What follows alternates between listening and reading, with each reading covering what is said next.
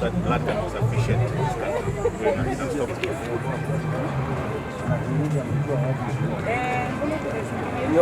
Clearly. Very clear. Okay, thank you.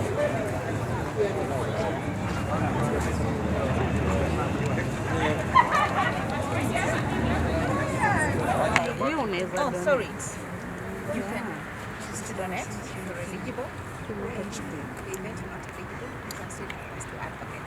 All your convenience, you will come and that's why one straight. But it's so once it's done,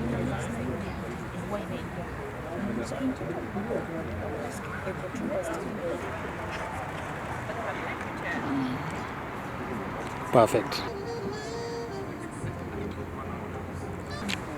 Especially sasa Nairobi kama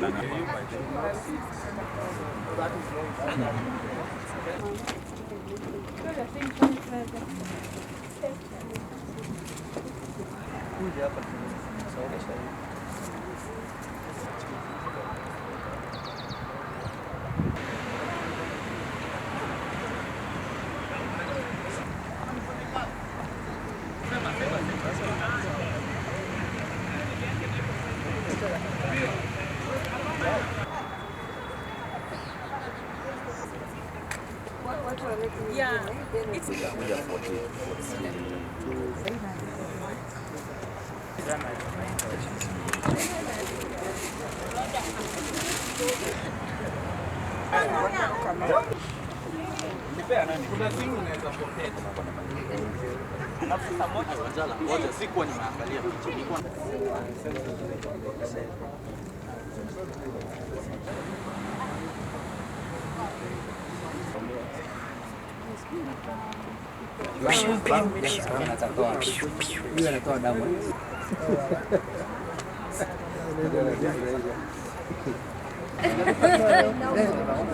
okay. Boss.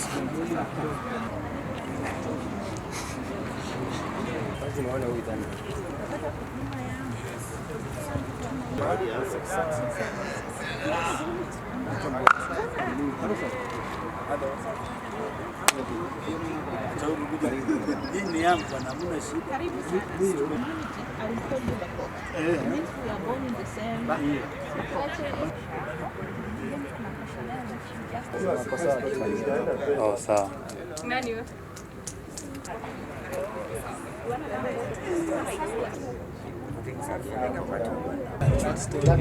Kuna gentleman alikuwa anapeana.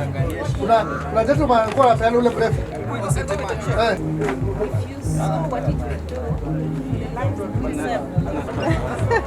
Sawa, nimekushinda.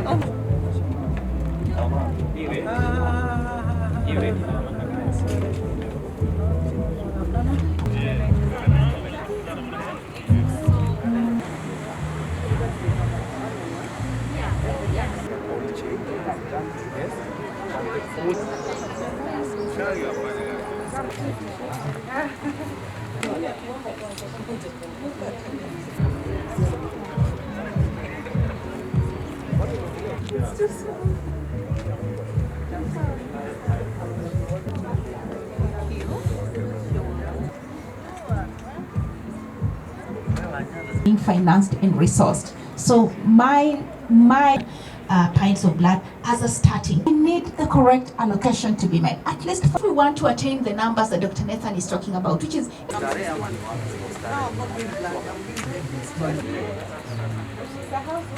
and disappear from the face of the earth. You can give blood regularly to all of us. Most of us think we can only donate blood. As the COVID crisis came up, you noticed that we all became a little bit more serious in thinking about local manufacturing. Now, in the space of blood, we actually feel we can align very strongly in that manufacturing agenda. If we started taking one of the components of blood, blood has several components to it, and there is a yellow part of it that's called... Well, the issue of police brutality is something that the law has elaborately looked at. And that is why we have IPOA, and we have the judiciary system, and we can form commission. I was very categorical when I spoke in the National Assembly last week and clearly said that we are no longer trusting IPOA on matters of investigation, simply because they have come out in press conferences together with the police to give press conferences of saying things that actually are aligning the police as victims. And I believe there should be a clear line between IPOA and the police service. Because you don't investigate somebody who you're working together with. You investigate somebody who you have actually an autonomy from. And that is why I'm saying there is a need to relook and see if there are wrongs that have been done by IPOA in handling cases of extrajudicial killings and extrajudicial ways that the police force have done. And I am not hearing it loud enough when I see right after the death of Ojwang in the streets of Nairobi, we see police officers shooting somebody in the glaring light of camera. And of course that tells you more that we have a fearless police service because IPOA has become toothless. And I am calling upon either the resignation of the board of IPOA or they should be clearly investigated on handling of these matters because it is very important. Thank you very much. Asante. The plasma, it looks yellow, but variants of it, so let's just call it yellow. Plasma is one of the components of blood that is used to produce some products that are very useful for treating various conditions. I'm not a doctor, but I'll throw around the names. You can produce what you call immunoglobulins, the bilirubin, and even the what we call the ROGAM injection for the mothers who are rhesus negative and they carry babies who are rhesus positive. But plasma also can actually be sold to manufacturing entities and we get money to support our blood service. When you take today, when you're making your donation there, you're giving us what we call whole blood. But we have the technology, and there is a manufacturer in the room here, Terum Obesity, that actually have the technology to take that blood as it is right there and separate into its components, and we get the plasma. Today, our blood service can consider, supported by whether it's acts of parliament or whatever legislative and policy agenda we need to put in place, to actually start by exporting that excess plasma, because we don't need all that plasma.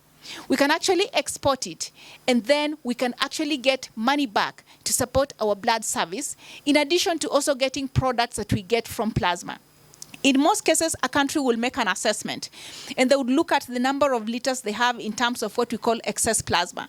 So say, as a hypothetical example, we say in total we are collecting 100 liters of plasma in the country, and to produce those products that we specifically need, whether it's for the burns or whether it's for the people with hemophilia, maybe we just need about 20 out of that 100, then that excess 80 can actually be converted to be a financing mechanism for our blood service. And guys, I can tell you the plasma market is a lucrative market. Today, when we speak about the US and we have plasma that is taken straight from my body as plasma, it's called source plasma, they actually pay $200 a liter. Today, the blood service, and I go back to my numbers because now I did the maths. When I was talking, I had not done the maths. If we were to just need to raise the 550,000 liters of blood, we actually need an allocation at around 10, sorry, not liters, pints. At an allocation of about 10,000 per pint, you actually need 5.5 billion. I can tell you for a fact, and we're on the grounds of parliament, I keep rubbing that in, the allocation that's been made is less than $1 billion. For this upcoming, less than $500 million for this upcoming financial year. So the CEO has been given less than 0.5 billion, yet what he actually needs to reach adequacy for our country is 5.5 billion. So if he was to be given the permission to actually process the excess plasma that he has, he can get in some money. So that is one way. And that is the way the world is going. And I really hope that Kenya can get on that very quickly, because we're being left behind and so many other countries in Africa have gone ahead of us. The second way is what we like to call cost recovery or reimbursement. Today, when I am treated and my insurer is, say, Britam or AAR, when they treat me and say I do a surgery, let's say I have a hysterectomy because I'm a woman who probably could be having that kind of surgery done to me, and 5 pints of blood are done. We've just discussed here that each pint is costing the blood service about 10,000 to process it and make it safe for me to be given that blood. How about part of the money that's used to treat me, 50,000, because I was transfused with 5 pints of blood, is routed back to be given to the blood service? Because at the end of the day, I am paying premiums for insurance and I get the product. How come the person who is producing this product is not getting that money back? So can we find a way, the legislature and the advocacy necessary, to make sure that whether it's the private insurers first, they send the money back for any transfusion they make to the people who are producing the blood, which is the blood service. The second way to do it is, today we have the social health and the social health insurance packages being put out.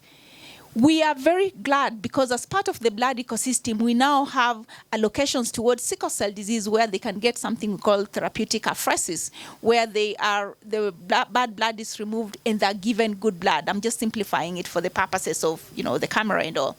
But how about SHA also reimburses for blood?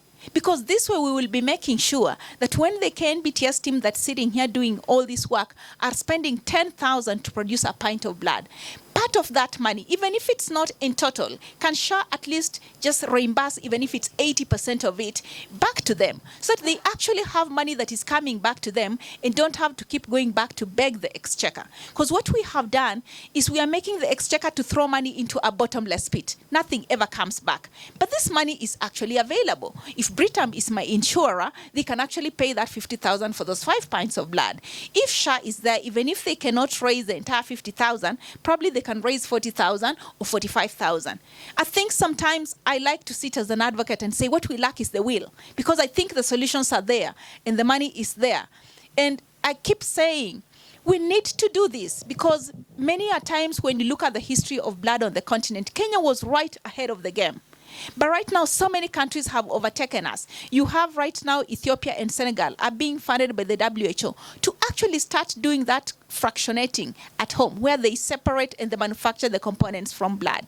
Right now, for us, our opportunity is to start exporting to a country like South Africa, the National Bioproducts Institute, and either get money for the plasma that we give, or at least get those products, or get a combination of the two. But what we should really be thinking about as Kenya is, as part of our manufacturing agenda, why don't we have a plasma fractionating facility in country? It might take us 5 to 8 years to do it, but it's doable. We do these things for posterity. We don't do it for today. So my challenge to our government, my challenge to everybody sitting here is that I think the money is there. Let's look at the manufacturing agenda, plasma fractionating as a way to get some funding into the blood service. And secondly, let's look at cost recovery and reimbursement as a very strong and very possible way to get money into the blood service. But now, Dr. Nathan, before that money is given, the blood service must also find a way to ring-fence their money. So as policy advocates sitting here, we also need to make sure that the acts of parliament that are set up in Kenya, because I think for us, we haven't ring-fenced the money for blood.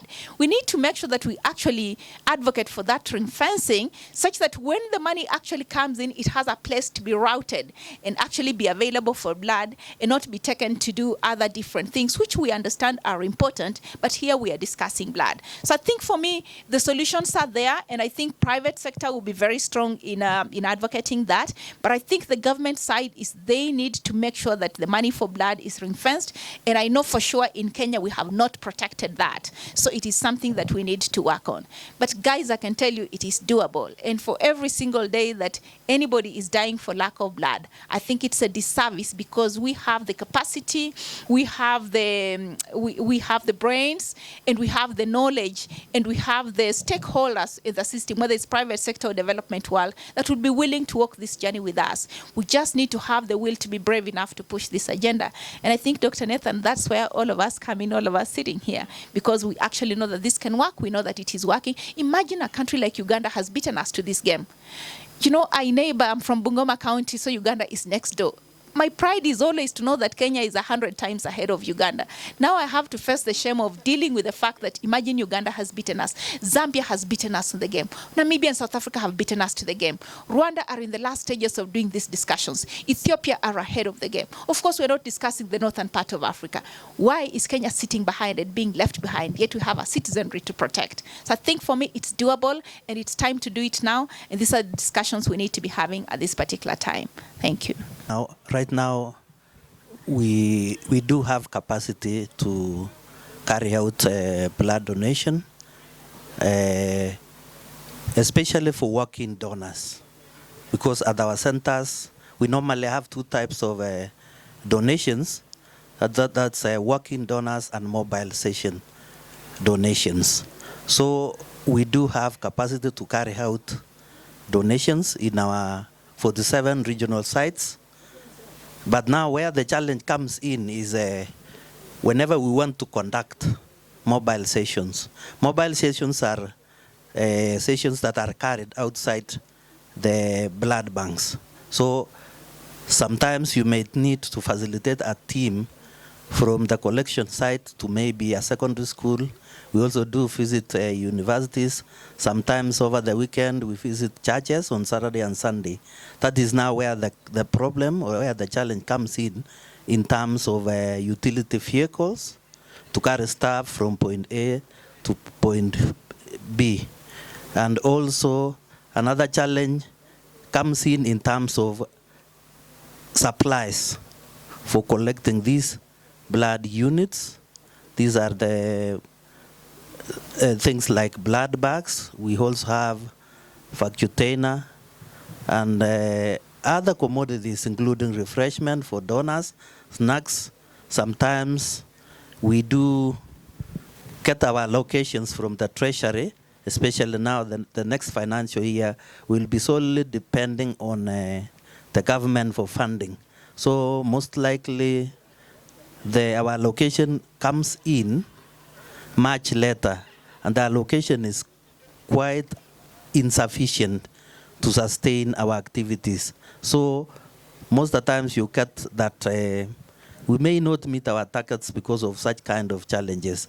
So especially like utility vehicles, I want to repeat again, it's only 6 counties with the regional sites that are being facilitated with equipment, including utility vehicles, to collect blood from the mobile sites. The other satellites, the other 43, 42 sites are being supported by the county government, are not well funded. And that is where we miss it. And that is why we normally miss we don't attain our targets. So thank you so much for the question.